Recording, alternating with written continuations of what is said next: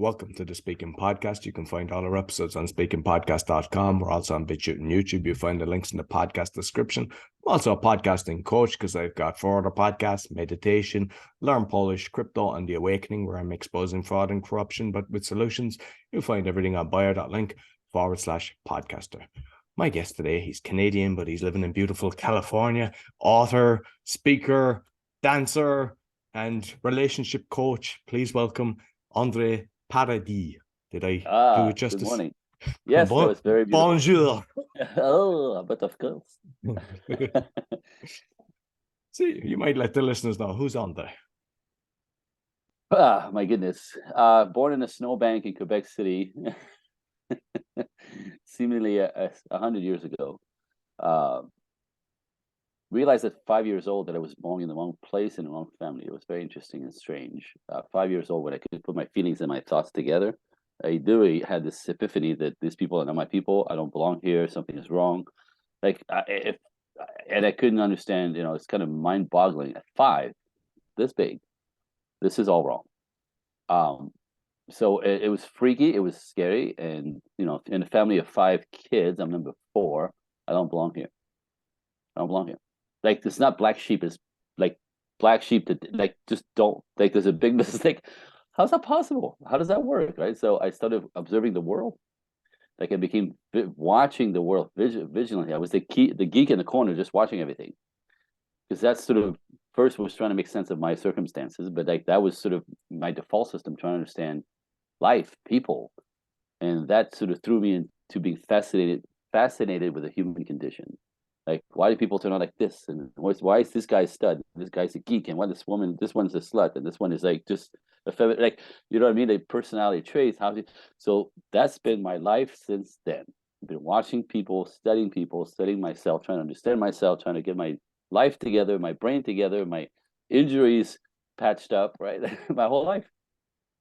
At 15 years old, out of that sort of guy watching the world quietly and sort of isolated, I ended up in a dance class in high school, a ballroom class, which I'd never been in a class before. And that's when I discovered that I had an affinity for dancing. I remember having the girl in my arms and the teacher on my right, and everything instantly, whatever he did, I could instantly copy it. I was just like instantly, like something that I already knew that you just reminded me of.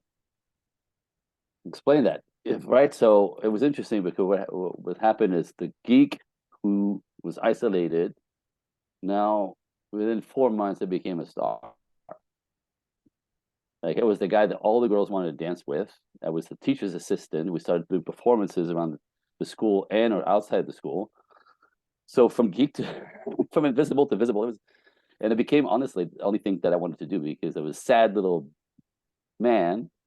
And this made me smile. This brought joy to my life. This kind of, the chemistry and the vibrations of music and dancing, like the movement and the music coming together, it kind of elevates your vibration. I don't know how to explain it. Like, singers understand this very well. When they hit that note, they start crying, like there's just like a godly kind of vibration when you go up into mixing it together, music, movement, singing. That's all I want to do. That's all I want to do. That's the only thing that made me smile. And my parents are like, what the hell are you going to do with that? Right? I was supposed to go to school, become an architect. Whatever. Did this for a few years, moved to the West Coast at 19. I get to the West Coast, there's no ballroom, it doesn't exist. I'm fully trained. I'm all that. I'm in my head. I get to the West Coast, it's nothing. So I ended up in a jazzercise class, which is not at all what I did. The conditioning is crazy. Excuse me. You condition, like, this, all of the physicality, the conditioning, to get to, for the first 1 hour of the class, to dance for like 20, 25 minutes. Ballroom, you just change your shoes. You don't need to condition, right? You don't even. So, but what happened is, within 3 months of doing that, I got a scholarship, which is insane, because after 3 months, you don't know anything. It takes years to build that kind of strength and flexibility or whatever. So, but I got a scholarship after 3 months. And I got another scholarship, and I got a scholarship, and I got a scholarship. And it became literally the track that pull me into the business world of dancing. And again, my brain's like, how am I gonna make a living at this? Like being an actor, right? It's like if you're gonna be making a living at this, you got to go with the business at Los Angeles. So fully trained after a couple of years, make my way to Los Angeles on a vacation to help a friend of mine here that used to come up to teach us, whatever. And I literally get scouted at a party. I have my own Hollywood story. I'm at a party on a Saturday night. We got in town Thursday. I'm on vacation here for 2 weeks. And I get scouted. I get literally found out at a party. This old man comes up to me and he goes, look, I have this national show that I'm doing. I lost a dancer 4 months ago. I've been auditioning around town. I can't find anybody to replace him. However, you're exactly what I'm looking for. What do you say? Like, who does this happen to, right? Who does this happen to? That's my life. And that was my first professional job. I was on the road for a year and a half, everything paid for, salary, tips, whatever. So within about a year and a half, because it sounds glamorous, but the life on the road is not glamorous. It's a lot of work and whatever. And you don't, as a trained dancer, you have to keep training to keep your edge. So performing is fun as a point, but if you just perform and don't train, you know what I mean? Like a singer, like anybody else, the edge kind of, whoop. So you start feeling I'm losing my edge. The show is done with, so I quit. I moved back to Los Angeles. That's when I got an agent and got settled and started auditioning for television shows, movies, commercials. Music videos were really big back in those days, and so I just jumped into the business and made my way to Michael Jackson, Prince, Paul Abdul, Julio Iglesias, to name a few big ones. But spent 15 years doing that. It was quite the life. I danced for a living. I mean, I did it. Like, to the dismay of my family. Like, how the okay? So, but again, that's all I wanted to do. That just made me happy, and there was no derailing me of that. And so my wife was one of my students, because when you do this kind of life, you perform, but you also teach when you're in town, because you have this fillers in between. So you teach, you go perform, you come back. You're the guy who worked with Michael Jackson. Your class is full, right? So there's a money flow is fantastic. My wife was one of my students. Oops. And she was a ballerina who was in town to visit and decided to stay. So we're married, we're performing, we're traveling the world. And when we started to wanted to build a family, I was the guy. I'd been doing this for 15 years, and I thought, I'm not going to be the absent dad. I'm not going to be like my father, just working and not present for my kids. That was obscene to me. And again, I'm the guy who's always managed my life the way I wanted. So I told my agent, I'm not flying out of town anymore. I'm not going to Europe. I'm not going to Japan. I'm not going to, I'm just, unless the work is in Los Angeles, I'm not going anywhere. And she's like, "Are you crazy?" I'm like, "That's gonna kill you." And like, I know, we're starting a family. I'm not going anywhere. I'm gonna be in town for my kids, and I'll be at the recitals. I'll be at the school parades. I'm not doing it. So in order for me to stay grounded, I actually opened a car business, 6 minutes from my house, because I'm a car guy. My whole family is a bunch of car guys. That's one thing that I got from them. It's in my blood, and old cars in Los Angeles are everywhere. I would restore them and save them. So my business was like sort of supporting my addiction of old cars.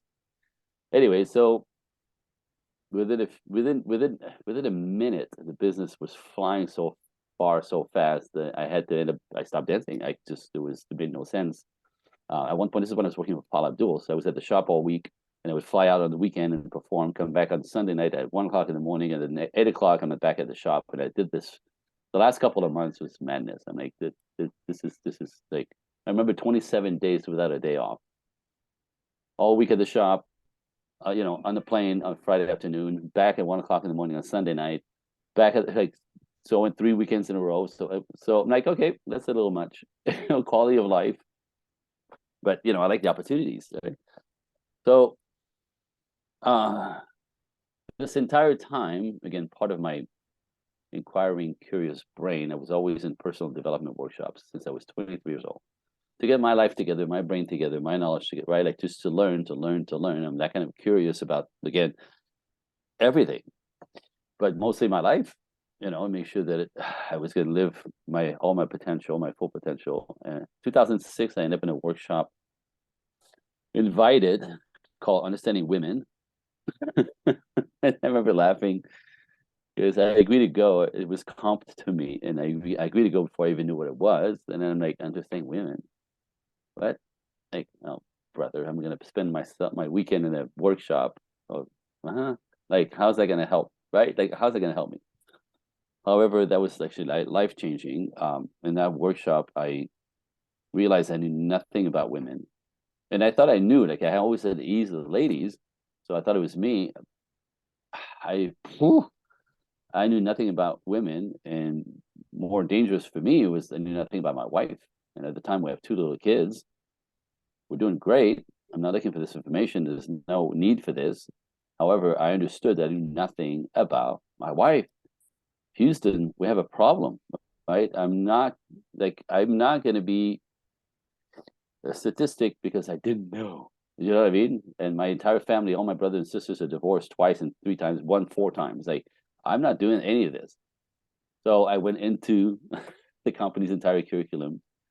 A year later, I'm a workshop leader for them. I'm a teacher at heart, so there was an easy jump, and that just became really passionate about learning all this and teaching all this, and then that's how it all started. So, like a few years later, I'm teaching everybody, my clients at the shop, my friends, and at one point, my sister's like, "You probably should teach this. You're amazing at this." And it was like, "Oh, yeah, that's it. That's the mission. That's the goal. That's my entire life took me to this moment." And so I've been doing this since then. 2009 officially opened the business, and I help men and women get into long-term, loving, flowing, healthy relationships. That's what I do, and it's the most satisfying thing in the world.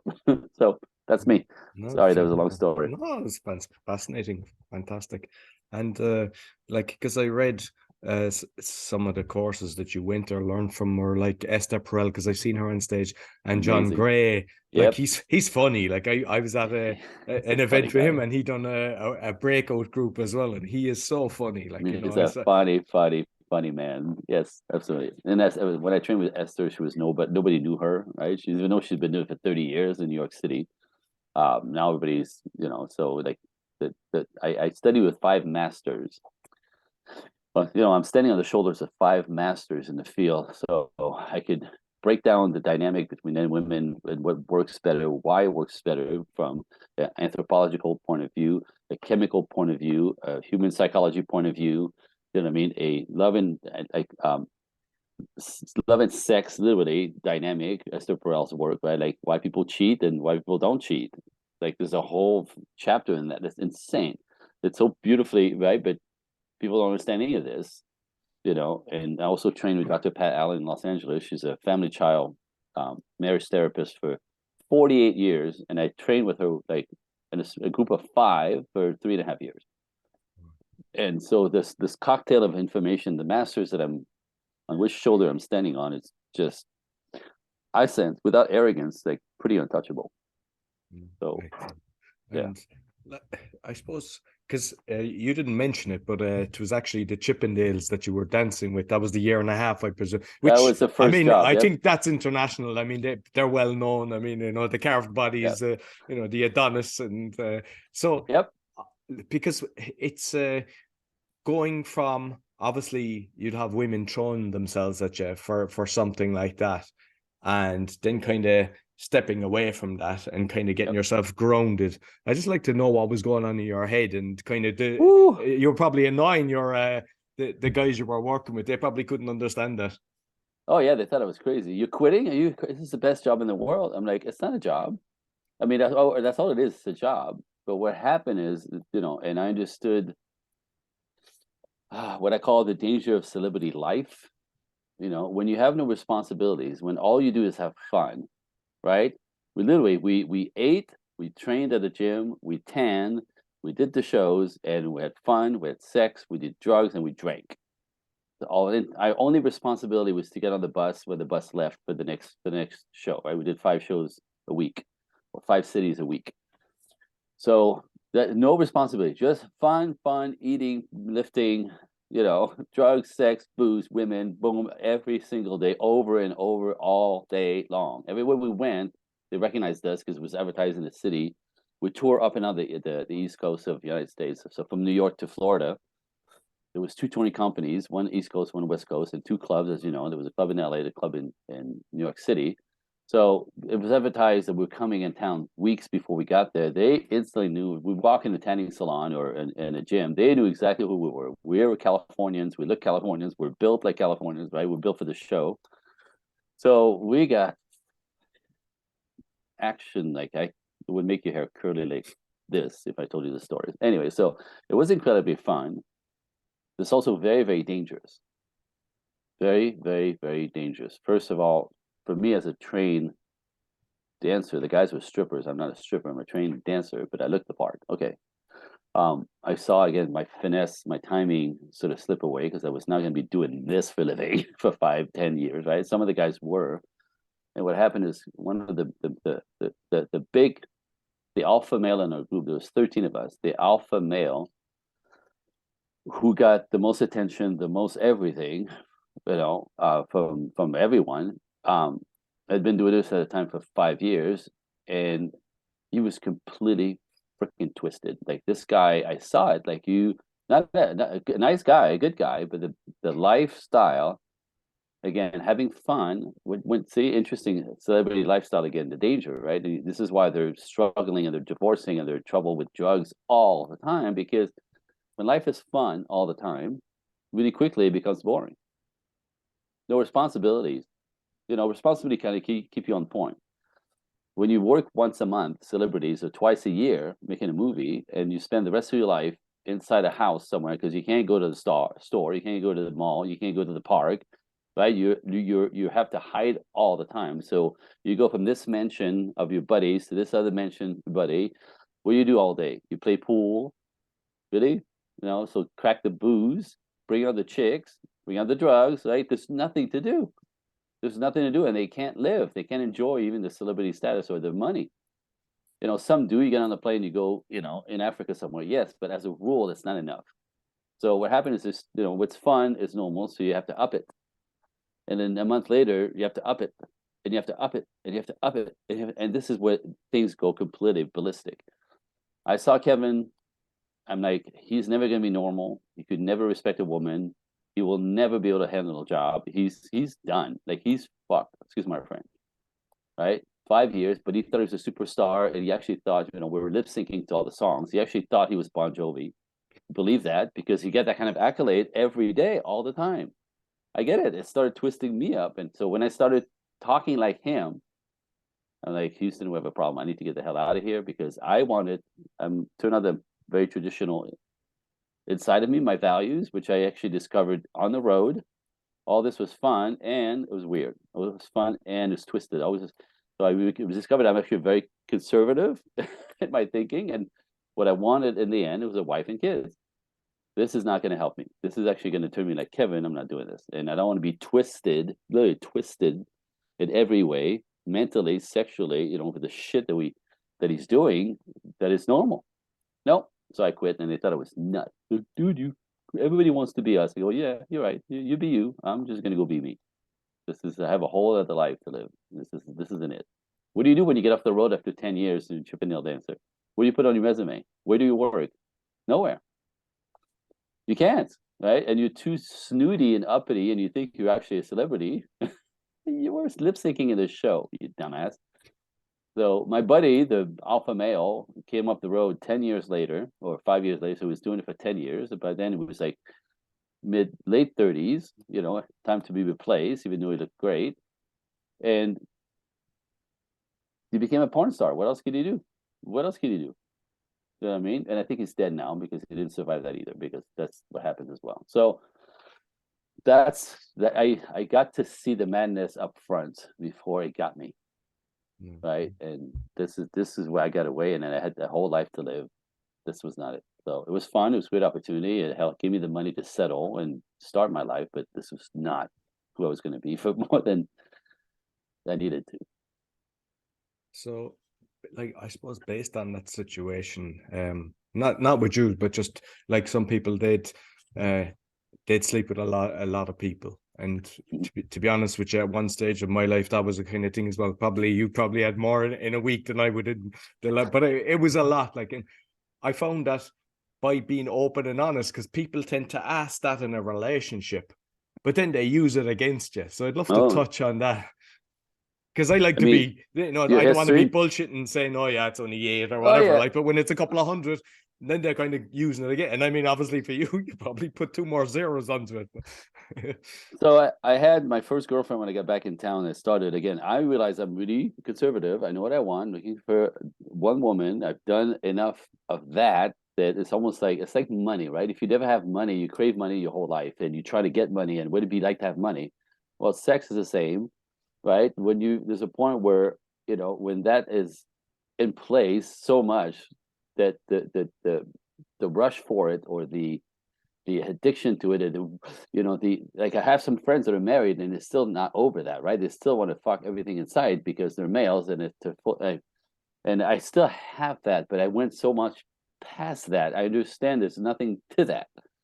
Right? It's what 7 seconds of ecstasy. Really, like that's great, and again, it's our nature. We have that in our bodies, but I've done it. Like I've done it so much that when a girl tries to pick me up, this still happens. It's kind of cute. I just literally go.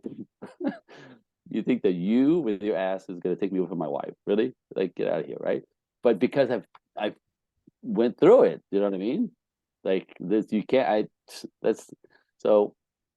Not that I'm not attracted to them, but to cross over to risk consider no, absolutely. It's so stupid, right? And again, it's such a drive. But if you don't like money, if you don't have enough of it, you never had enough of it, you're thirsty for it, right? So okay, so I get that part. Um, so my first girlfriend when I got off the road, she was also a singer, so she's in the business and she's seen some of the madness, but she was small band, local, whatever. And at one point, understanding who I was, what I wanted, and that I'm a says to me one time, she says, "So, like, have you done some weird shit?" I'm like, "What are you talking about? Like, like threesomes and shit like this?" I'm like, "Of course, right? Of course. Like, hello, right? You remember the life that was, And she lost her mind. She absolutely lost her mind. Because I don't know about you, but for my work, I know this. Men don't lie, boys lies, but men pretty much are very, very happy. That we pride ourselves in being honest. You ask me a question, I'll give you the answer. You want my opinion? I'll give it to you square. If you don't like it, that's on you, right? Like then don't ask my opinion. I'm not gonna lie to you because you want to hear what you want to hear. I'm gonna tell you I'm telling you the truth. So she asked the question and I answered. She lost her mind and she's like, "Don't you think that's the kind of guy you are?" And I'm not that kind of girl. And I'm not. I'm like, "Whoa, whoa, whoa, whoa!" Right? If you don't want to ask, if you don't want the answer, don't ask the question.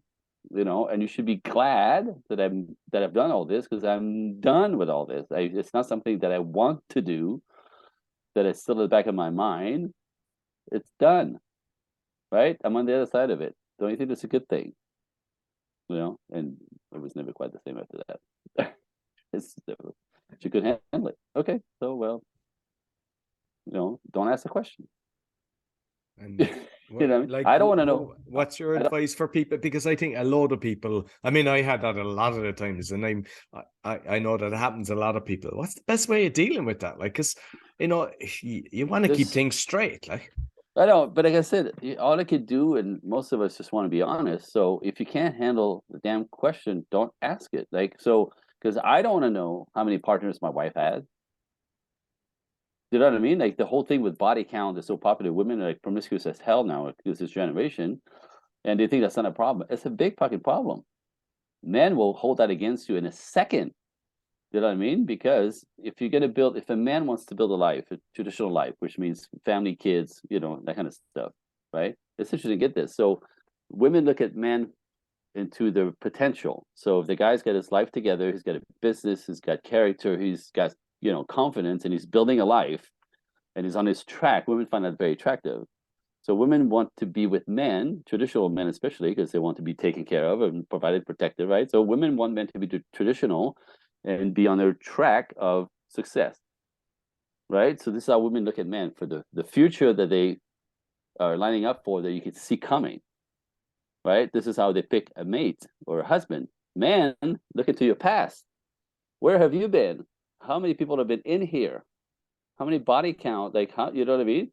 And women like, that's not fair. That's none of his business. Well, no, that's your character. So yeah, so you can turn the born again virgin at 35, thinking, I have 400 in me since I was 16, but that doesn't matter because I'm a born again. No, absolutely no way. Men of character, good men who are traditional, you're done. You're absolutely done. So men look at women's past, to build or not build. Women look at men's future as a good track record. Interesting, right? So I say tell the truth, but I don't like as a male. I don't want to know if I like the girl, if I love the woman, my wife. I don't want to hear anything about anybody else before me. It's unnecessary. These are pictures in my head that will never leave, right? And I know she had a low body count. That's good enough for me, right?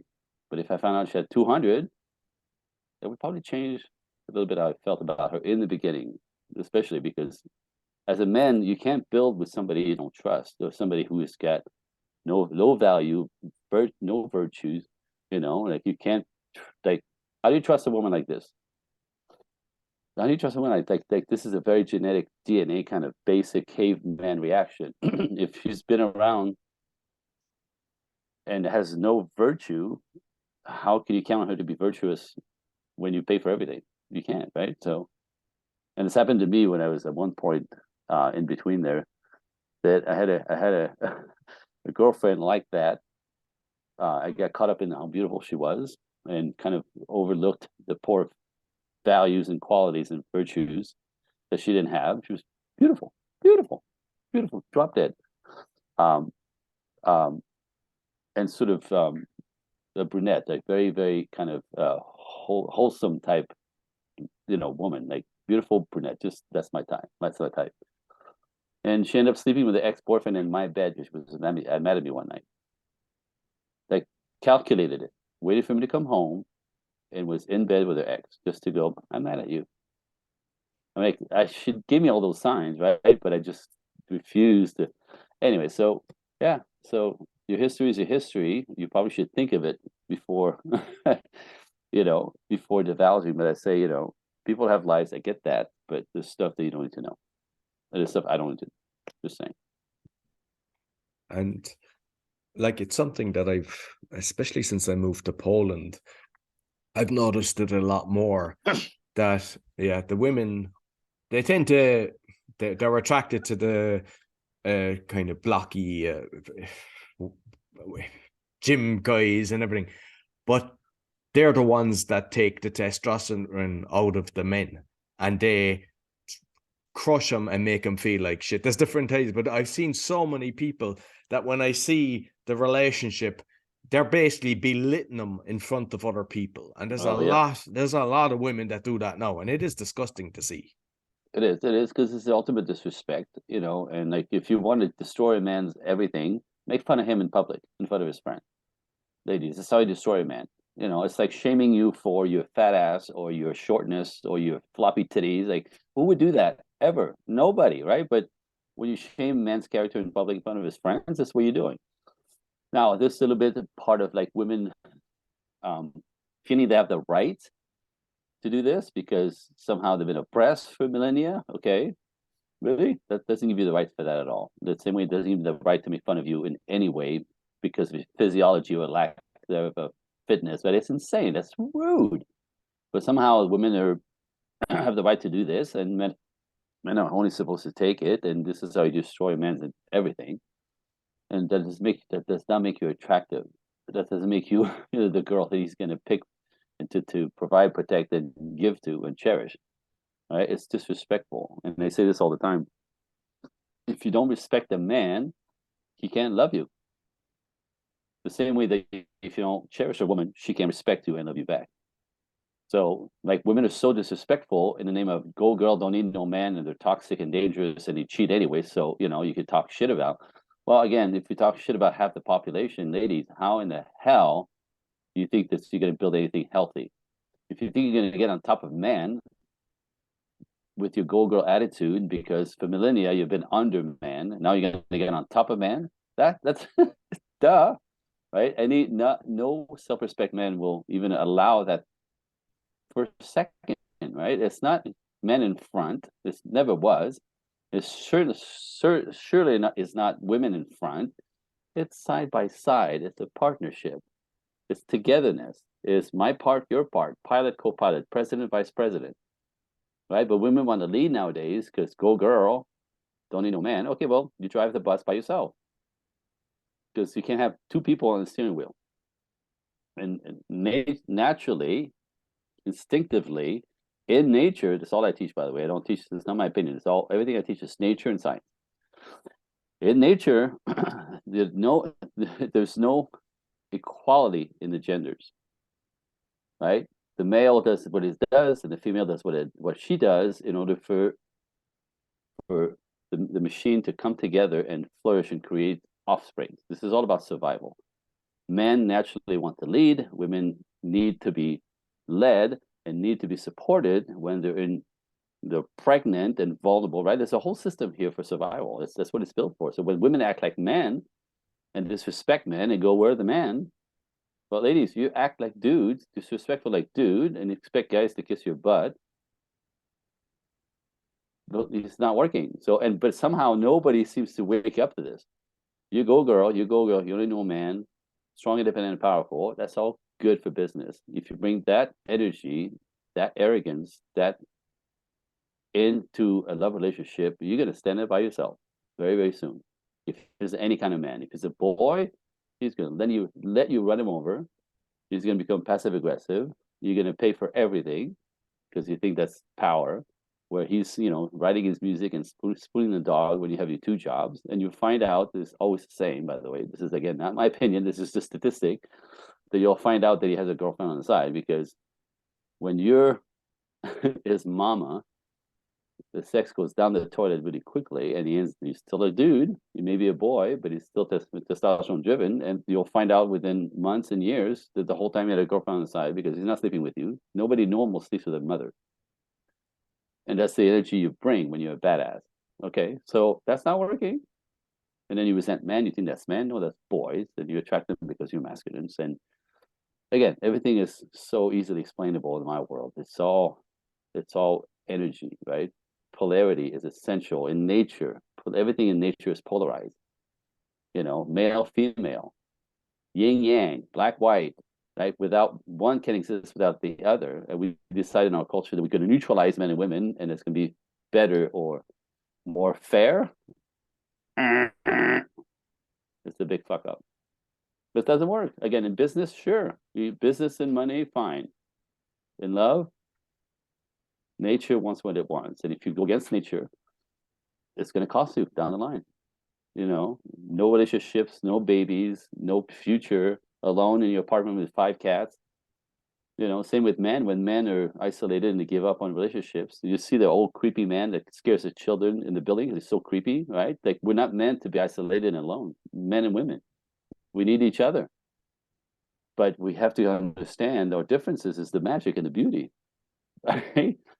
We're not making each other wrong, which is what's happening in our culture. Oof, anyway, I just went off. Your turn. No, you're grand. And I suppose there's 2 things that kind of happened me, and I think it's maybe a lot might be able to relate to it. It was the time that I was kind of flying around.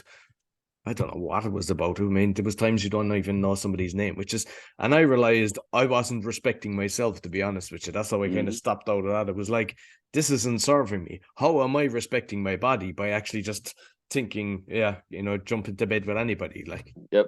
Yeah. No, it's interesting. And ultimately, for most normal, I want to say normal because that's relative as well, right? What's normal?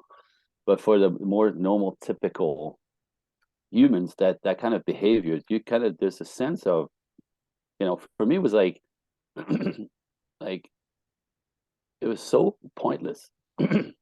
It was so completely pointless to just having sex is fun. It's like this is being an animal, right? It's a human animal, I call it. Like it's easy to climb on anybody and ejaculate. What does that get you? Like we did this 3 times a day, dude. You know what I mean? And after a while, it doesn't matter who's under you. Like you're just, and again, the animal part of me thinks it's great, and eventually the the human part of me is going, what is this getting to? What is this getting me to? Right? Like, and I'm acting like an animal, right? Is that all that I am?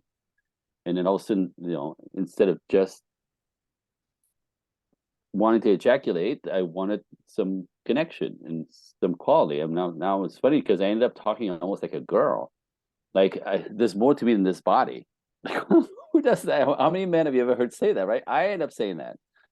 I was at the very end of the tour. I would resist being seduced, or even like getting around that because my body would kick in, and on the other side, on the other side of that, I go, oh, fuck, like I did it again. Like that's just not satisfying for me anymore, right? I used her, she used me. I don't know her name. I'm better than that. Right? It's interesting. So down to my core again. Like this, what's the point? Though it's fun, but after a while, like I said, fun, right? Fun has to be elevated to crazy standards, and now you go, like, where's this gonna stop? It's not.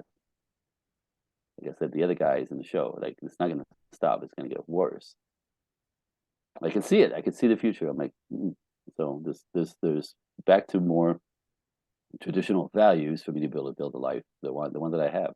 Like I have everything, dude. You don't understand. I live in heaven. I do this for a living. I officiate weddings. So my clients, I get to like marry them myself. I have two coming up. I go to Vegas at the end of this next month, and I go to Texas in March. I go fly in to put them together after working with me. Like that's the greatest honor. I make good. I make a ton of money. I'm privileged in every way because I created a life my way. I have two beautiful children who are healthy and in healthy relationship themselves. A beautiful wife. I have everything. Like, but that took a little bit of discipline and work and focus. You know what I mean?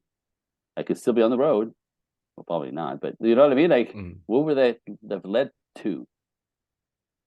It's worth everything is worth taking a risk. If you take the easy route, again, there's a price to pay for every one of our choices. And for men, because I coach men as well, I always teach men, step into your fears, step into your lack of confidence, step into the places you don't want to do what you don't want to do, and see what happens to your character, see what happens to your confidence. Right? It's when you don't know that is scary. That when you conquer it, you come on the other side like, okay, I did this, right? It builds your world, builds your confidence, builds your character. And these are men who, on the other side of building the character, have choices, have resources, have character, have, again, confidence, want wives and kids, want to build a castle, in the kingdom where they can put their arms around everybody they care for. That's men, But if you're afraid and shy and don't want to do it and want to be comfortable and keep playing video games in your mother's basement till you're 30 years old, you're screwed, right? So comfort is death for men. Comfort is death. Women do better when they're comfortable. That's why we kill ourselves to take care of them. Because a comfortable woman is a happy woman. A happy woman rejuvenates us energetically, and we want her to be happy and comfortable because she needs that feminine warmth is what's needed to be nurturing to the children, to the household. Like the nature, fucking nature. It works beautifully. Don't fuck with it. You're trying to make women into men. It doesn't work. It's irritating as fuck. Men hate masculine women, despise them, right? Women are like, I'm a bad. No, you want a relationship? Stop it. Learn to tap into your feminine to attract the masculine man. You stay in your masculine, you attract feminine men, and your life is hell. And you think that's men? No, everything's energy. So, like I said, we try to make women masculine, thinking that's cool, that's a good idea. Go girl, to a point, but your personal life goes to hell. Every one of my clients, and then we make men feminine, keep them little boys, keep them from growing up, and then wonder where are the men. Well, congratulations, society, you fucked it up. So this is my work. So I dismantle all this. Men who go, I feel weak and it's not working, and I feel less than. Let's go, get to work. Let's whip your ass into play in the shape. And for the ladies, I chill the hell out. Chill out. No one wants your balls in their faces. Your balls are fake, ladies. Put your balls and leave them in the desk drawer Don't put your balls in my face, anybody's face, and think that's interesting to men. It's not. The boys will, will gravitate around you because you'll make their life easier, like a girl, like a girl to a man. But masculine men, the ones who build lives, who want family and wives, keep your balls out of my face. Simple, very, very simple, right? Learn to be feminine. And most of you have lost it completely. It's not your fault. It's a culture. I get it. Right? But watch the price you're going to pay for that shit. Because you'll become one of my clients. Or somebody seeking out some help because you don't understand anything about men or anything about relationship and how to do it. And how come nobody's asking me out? And I'm young and beautiful. I have money. I have a car. I have a house. I'm no trouble. Why is nobody caring for me? Because you're the bigger dude.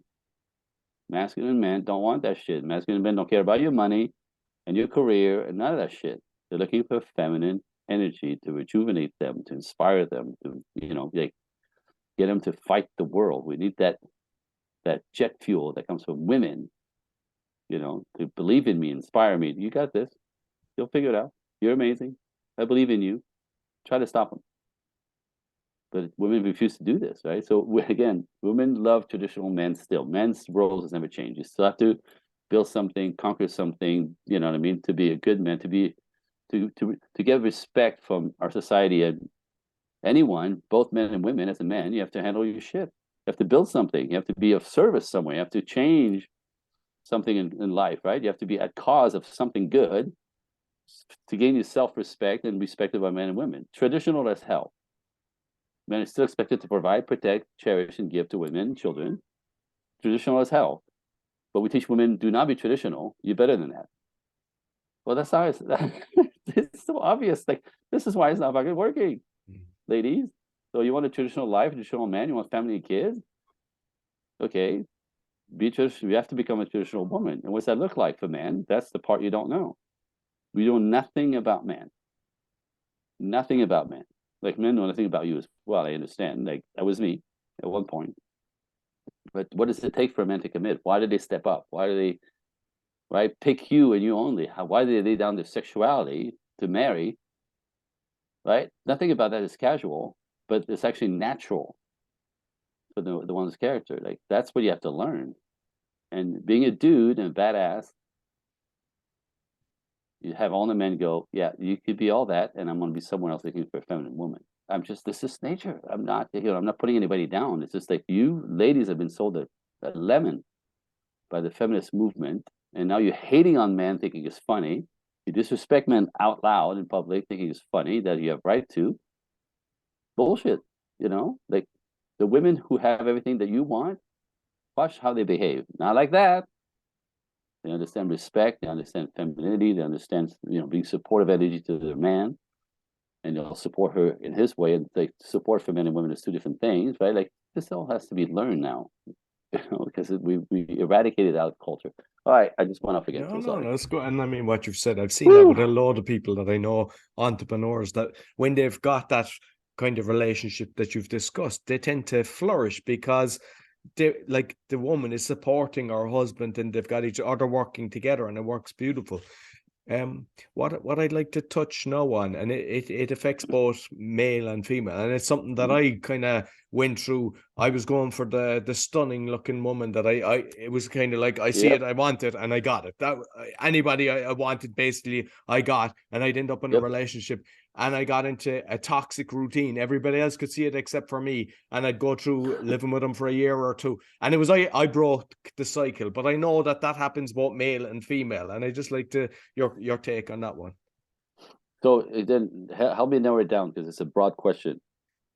I suppose it's going to break in the pattern is probably because a lot of people have a pattern of going for the same thing, the women going for the men that will abuse them and treat them like shit, or and men go for women who are basically, it's interesting. So this is a piece of psychology that it's so powerful, and it's so ridiculously simple, and it's so ridiculously normal.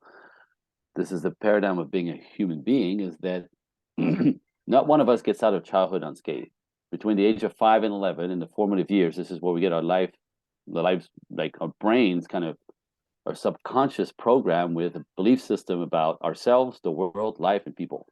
right? If you've been neglected, life is a terrible place, right? If you've been abused, people are dangerous. If you've been abandoned, right, you have zero self-esteem. You have no boundaries. You can't put lines on anything. You can't say no to anyone, right? So there's all these things that happen to us when we're little that we forgot all about them because it's not a memory that is conscious. It goes into your subconscious, and that belief system, neglect, abuse, abandonment. I'm not good enough. Nobody loves me. The world's a dangerous place. Men are crazy. Women are crazy. Men are dangerous. Right? Whatever it is that you remember, right? Oh, I don't belong here. That was mine. I don't belong here. Like that was my first programming. I should not be alive. That must. So those lenses become the lenses through which you see the world. That's your reality. That's not the reality. So when you watch yourself in the pattern, right? Always attracting douchebags, right? Whether it's a man or a woman, it's you. It's your belief system, it's subconscious running your life. Like we know this, like when we say 10% of our brain, we only use 10% of our brain. You've heard this, over the years. It's because 90% of our lives are run through our subconscious, the part we forget. The cruise control is in place.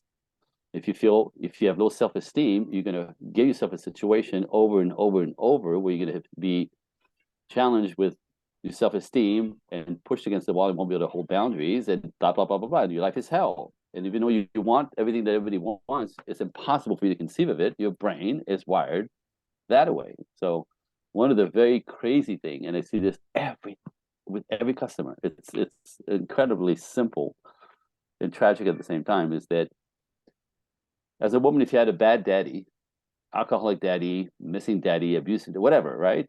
You ended up attracting a man just like him. That's again, that's subconscious. You believe that's what's normal, right? We don't choose anything. We repeat everything, which is why you should be careful how you raise children and really be on their side because neglect, abuse, whatever. Like you're messing them up for life, right? Pay attention. You have kids. It's not about you anymore. Focus. Okay, that's just me. But like, so we don't choose anything. We repeat what we know. So we end up with a dad like a man like your dad, right? And then what we do unconsciously, we pick the guy who's broken like we experience, and then we try to fix him. And he goes to hell. Men do the same thing. They pick a woman crazy like your mother, or disconnected, or narcissistic, or whatever the hell it is. Pick a woman just like her, same dynamic. That's the attraction. Then you try to fix her, which you can't fix anybody, right? So you end up battling each other, and then so ridiculous relationship after ridiculous relationship after ridiculous relationship, and then you believe that's the world. No, it's you. That's the first thing I do with my clients. We clean up their nervous system of that shit. Like I do NLP work. It's super amazingly efficient. In 20 minutes we can take shit off your nervous system as opposed to spending 3 years on the couch. I'm a good person. I'm a good person. I belong. I deserve love. I deserve. Right? Yeah, that in 3 years you're gonna start feeling like you could believe it, or you could clean it up. Which is NLP stuff. Right? So first thing I do, clean up your nervous system so you cannot get in a healthy relationship with anybody until you clean up your baggage. And your baggage is your childhood, which you forgot all about, that we could get to. The first thing I do, like in 20 minutes, we'll figure out your whole life when you work with me. 20 minutes, we'll figure out where the wheels came off in childhood and explains the loop, right? It explains your brain and your subconscious belief that runs everything. And now we know what it is, right? This is very liberating because now you realize there's nothing wrong with you. You're just a product of your past. There's nothing wrong with you. You're a product of your past. Oh, that means we could fix it, right? And NLP work, energy work, because I can't get you and anybody in a healthy relationship with your baggage from your childhood, but from the last relationship or the abuse relationship that you built as a young person. All of that's got to come off. And then you kind of have a choice. And now you're awake. And now you're not driven by the false belief that we removed. And then you actually make choices like of what kind of dream life do you want to build. So people have what I call it, you have to do your work. You don't do your work, you find yourself in a loop and you'll believe that's the world. I had a client said to me one time, she's like, do you believe that people could be cursed? Because she thought her life was cursed because everything she wanted in every way just went down the toilet, went to shit. And I'm like, don't say that. The moment you believe that, yes, you are cursed. True, yeah. right? You're gonna do it, right? You think you're cursed, right? So everything's gonna go right to shit. It's just, but that's her, right? Look back in her past. Her and her sister were both neglected as hell. Their parents were both drug addicts. They lived in ghettos. No money, abandoned most of the time. At one point, they got kidnapped by the neighbor at gunpoint at 5 and 6 years old. Right, like that's normal for her. So chaos is her life. Chaos, lack of poverty, longing, having, you know what I mean? It's her life. So she creates everything that way. Now she believes that she's cursed, right? I'm like, no, no, no, no. But to her, that's the world that she lives in. Like, so we all have to do our work to clean ourselves up from this shit. I had to do it. That's how I get to be here and live the life that I have because I came from I don't belong here. I should be dead, and I was gonna die if I didn't discover dancing. That gave me like the kind of lifted my spirit. That made me smile. I just want to live for that. But what happens? Interesting, you know. Our brains, the chemistry of our brains is fascinating. That's a Dr. John Gray's work now. The past 10 years he's all about chemistry. He didn't start it that way. He was behavioral first. Now he's all about chemistry. That what explains how men act and respond, and women from the chemistry of our brains and our body. We know that every emotion creates a chemical reaction in your brain, right? Endorphins, serotonin, dopamine, right? All chemical reaction. Chocolate gives you feelings of love because it releases endorphin. So that's why women are addicted to chocolate because it makes it feel like they give them the feeling of love, like the chemistry of love. Crazy shit, right? So we know every emotion creates a chemistry. So sadness creates right. So if you're used to being sad, your body continues pumping those hormones per habit. So what happened to me is I was sad. I started doing something that made me smile and uplift my spirit. My chemistry changed, and over the years of feeling good more and more and more and more, I literally changed the chemistry of my brain. I became somebody else and healthy minded, where I'm like, maybe this life could be good. Maybe I could achieve this. Because I wasn't supposed to be here. You understand what I'm saying? So like, there's ways to when you understand physiology, chemistry, and how your behavior creates and your behavior and emotions creates your physiology and how your brain literally function and what it's looking for per habit. Again, it's all habit, habitual stuff. You change your habits, you change your life. How many times have you heard this? You change your habits, change your life. Stop doing the stuff that's destroying your life, but you have to be awake. Anyway, so that's part of doing your work. And it's easy to do. It goes really fast when you know how to do it. Me, and in a few months, change somebody's lives completely. Again, within a year, I have a client now, after 14 months, she's now married and she's just, pregnant now. Everything she wanted. She went from invisible to a woman visible by men because she did the work, cleaned up her crap, and became a feminine, glowing, radiant woman in the world. And these women are rare nowadays. So, of course, she got taken off the market instantly by a guy who had his shit together, who wants to build a family. So now they're married and pregnant in 14 months, not 5 years, right? She did the work. That's what I'm offering, right? That's you have to do your work, or you can spend the rest of your life blaming the world. Excellent. Up to you. Woo! Again, man, alive, you got me going. Woo! And like you've studied under the best of people. I mean, like as I mentioned, I seen Esther on stage and John Gray. But you do the NLP, but you've got ASRTA, and then you're a certified life coach. What's the difference? Because obviously they're all helping in what you've done. Obviously studying under the best, but you seem to have put a lot of things together. So just curious, the other things that you've got, the TA and ASR. TA is transactional analysis. This is the magic of communication and the language of that. And men and women communicate completely differently. We don't know this. We even believe that. Like, I'm looking at you. I speak English. You understand the words I'm saying, right? We think we're communicating. You and I are, because we speak the same, but men and women don't. Men don't speak the same way women speak, and men don't listen the way women listen. So we think we're communicating, men and women, and we're not. We do it completely different. That's a whole different topic. That'll get me going for 2 hours if I get going. But that's one of the also things that I teach my clients. Like, you can't talk to him in the way that you think you talk to a girl thinking that he's hearing you. because he's not the silly. He's not picking up. He's not what you're saying is not what he's hearing, and vice versa. Like it sounds ridiculous, but that's factual, right? So TA is transactional analysis. How do you communicate, understanding the differences in our um, genetics, our brains, right? One brain is soaked in estrogen, the other brain is soaked in testosterone. It makes us behave differently and look for different things and attach to different things and motivated by different things. Right? We're not the same. This is where the culture is messing us up. We're not the same. We're not equals physically. What I do naturally is not what my wife does naturally, and vice versa. But in those two different dynamics or behavioral ways, we come together and become a stronger unit. That's the point. We're not the same. We bring different pieces, but together we become more powerful. Different units, right? I say to people like, "Where's this as similar as our genitals?" That's how similar we are. Look at your genitals. Not at all the same. Exact opposite, but made to fit. That's our lives. That's our character. We're built to come together and bring the part that the other one doesn't have. It's not about equality.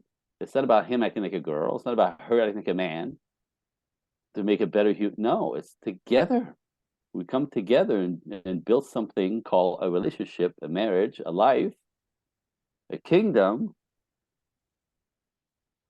all lined up with nature and how it works. It's freaking beautiful, right? So that's TA. The other one, SRA, is semantic realignment. It's literally like what I'm talking about, like realigning your brain. And if you're a woman who's overly masculinized per life, right, you're going to find yourself in a whole lot of trouble. So we have to realign you with your essence, realign you with your body, realign you with your femininity in order for you to really be calmer, happier, lined up with your essence. Like same with men. When men are too feminine, they don't do anything. They're limp. They don't get respected by anybody, especially women. Women hate those guys, right? Because they lean on women to take care of them or pay for them or baby them or mother them, right? Women hate that shit. So I have to, SRA, so realign you with your essence as a male. And it's not that, and it's not going completely opposite, right? We both have masculine and feminine within us. But as a male, you have to live more into your masculine in order to really conquer life and yourself and build something. The women bring us to the sensitive part of ourselves, the feminine part of us. So that's how we need women to bring us, down out of the rafters, if you want, or more sensitive, more sensible to family, to them, to the world, right? Like we get testosterone was often too big, too loud, too obnoxious, too right. We need women to bring us down. So, like I said, but a man who's going to conquer his life and be able to build a kingdom and take care of his family, he's going to be more masculine. That's the paradigm. Masculinity is, to conquer, to fight, to push, to penetrate, to, you know what I mean? These are all qualities that are fantastic to build. So, men realigning up with their essence more, women realigning up with their essence more. SRA. In order to basically more lined up again with nature, the nature of your bodies and the characters and all stuff that works, and then come together and make this dance. Look behind me. This is my wife and I. Ballroom dancing. Cool. There's no equality here. There's complementary, right? She's not passive. I do most of the leading, obviously. I'm leading, but she's not passive. You think she's passive? She's doing everything I'm doing backwards in a dress and a high heel. She's doing her part that's complicated and backwards and opposite. Complementary. Again, it's not me in front of her. I'm not more important. Like I'm doing all the thinking and all the planning, right? I lead her, but I have to be sensitive because I could actually lead her and hurt her if I overlead her, right? Relationship, the metaphors are fantastic. And as a woman, she has to trust and be vulnerable to my leadership, knowing that we build a record where I am trustworthy not to create a dangerous situation for her, like overlead her, break her arm, right? You could do this, or twist her shoulder, or like spin her into a wall, right? Like you have to build that trust, like a trustworthy record that she will take my leadership and not hurt me, because if she decides she's going to help me or trying to lead into my leadership, we collide. I get the elbow to the nose or the knee to the groin. This happened to me many times, right? So again, the dance, the metaphors are fantastic. I lead, with sensitivity, relationships, you know what I mean, and devotion, she receives and is vulnerable to my leadership. But when she does, her whole body relaxes. She can be glorious and feminine radiance. And what happened is she gets to squeal and have fun and just really just be in the experience and radiate femininity. By the way, if you watch a ballroom couple dance, no one looks at the guy. No one looks at the guy. He makes her shine because she gets to be woo, right, and liberated and free and in the moment and present. That's ultimate femininity. I'm doing a lot of the work, right, leading her into the dance, the adventure, the life. If you want to, cross over, like I get to lead respectfully, with sensitivities and honor. She gets to let go and support my leadership, and together we create this beautiful. I've seen ballroom dancers glide across the floor. It's unbelievably beautiful, and it takes time to train to build that. Relationships are the same. Culture, we think it's not easy after 3 or 4 months. So it's the wrong person, idiots. Exact opposite. It's the work that you put into it that creates the bond that goes long term. It's in the conflict that you find each other. It's in the conflict you get to trust somebody or build a trustworthy record as you both stay in the game and want the best for each other. It's not my way. It's not her way. It's how we're going to do this together. How we're here for each other. We're going to support each other. We're going to work this out together. That's a commitment. Excellent. And oh my goodness, sorry. and just fine. And to be honest with you, like I'd like maybe to get you back on the communication, because that is such a big one that we can actually do a separate episode on that. But like Absolutely. Finally, because you're talking about the masculine energy. I see that you do. I don't know, do you still do it, or was it something previous like jujutsu? Oh yeah, absolutely. Yeah, absolutely. And I think martial arts for a man is actually a great thing to to be empowered, I suppose. First thing, I put the man to have low self-esteem, no swag, no sense of themselves, insecure, freaking jujutsu. Get on the floor with other men, get grappling, right? Rolling around, being taken over, learning how to control yourself. And it's actually, and the partnership, jujutsu is more, the karate is different in my world, and even judo, where it's sort of like, it's sort of aggressive, right? Jujutsu is very fluid, and jujutsu training is all about partnership and getting a man to teach you the ways to control yourself, build some confidence in the fact that you know exactly what to do, that you know exactly how to pull out of a situation. That interesting in jiu-jitsu, which is unlike I think any sport for that reason, is that bodybuilders is bigger, stronger, tougher, right? Like I get to be the alpha and climb on top, and this is how you address the winnings if you want. In jiu-jitsu, your weight and your size is actually irrelevant. The bigger you are, the easier I can take you down. The stronger you are, the more I can use that against you. Like everything that is normal in life that is a strength for man in jiu-jitsu is deleted. I can have a 5 foot tall woman take me down so fast, you have no idea, but she's well trained because she will use everything that I think I could use on her, my strength, my size, my weight, and she'll flip it on me. So for men who feel weak, it's such an incredible experience to actually feel some mojo, some sense of you could win, you can get on top, you don't get to get beat up, you get to actually, build your confidence because you don't have to be strong, you don't have to be flexible, you don't have to be tall, you don't have to be handsome. Like not everything that we typically value that men who feel less than lack in jiu-jitsu is your strength. Hello. That's some good shit, right? And then again, the training itself with men supporting men in a way that you've never experienced, right? Also grounds them into a sense of being mentored, right? Being guided into appropriate male behavior. Like it's unbelievable, the layers in that. So my clients, men, I throw in jiu-jitsu classes and I watch them change. In a few months, they actually change. Like their confidence, whoop, like because they know they can take care of themselves. They defend themselves no matter the size of them. Awesome stuff. Anyway. Well, fantastic. Listen, Andrea, thoroughly enjoyed our conversation.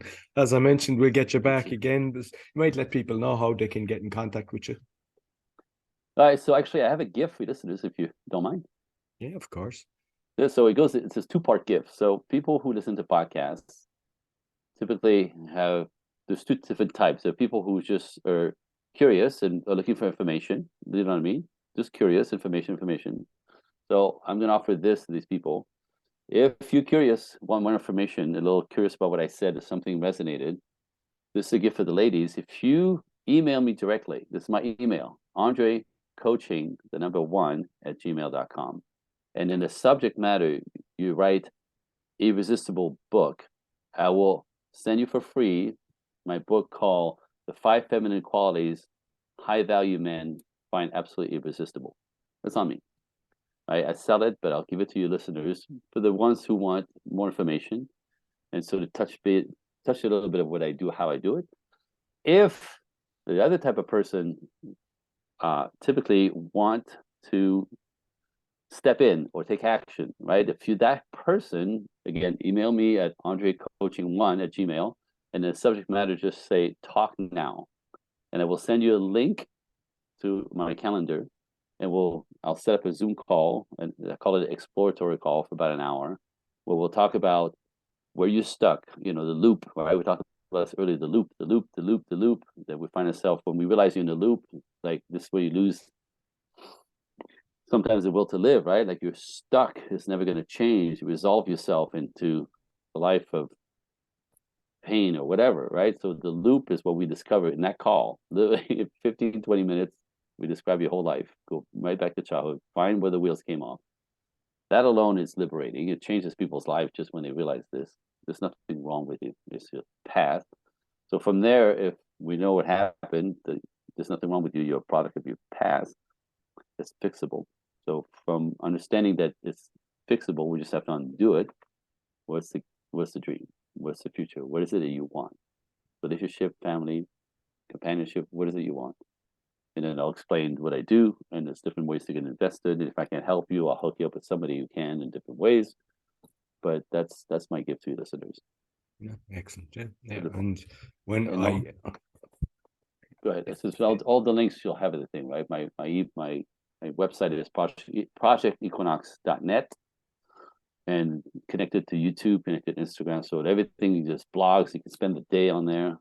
You could Google my name and find all the podcasts that I'm on, and learn more about what I'm up to. Ultimately, it's my God calling to teach this stuff to the masses and really kind of bring people back into what I call the new modern way to build a relationship. It's not back to the 50s.